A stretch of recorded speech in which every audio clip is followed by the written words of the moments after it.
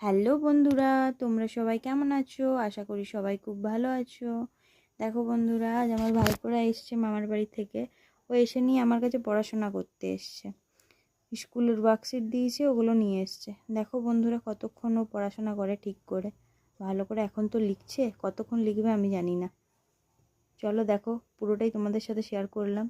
খুব বদমাইশ, একটা লিখবে, বদমাইশি করবে, শুয়ে পড়বে, কিছুক্ষণ কাঁদবে, এইসবই করবে। কিন্তু এক নাগাতারে লিখে যে কমপ্লিট করবে তাই করবে না।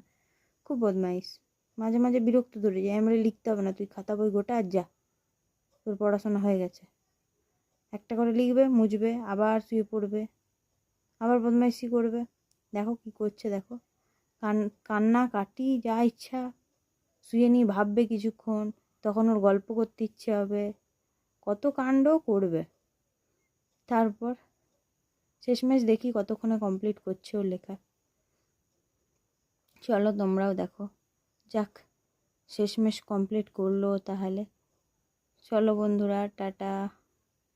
ভিডিও ভালো লাগলে একটি লাইক করে দিও। টাটা।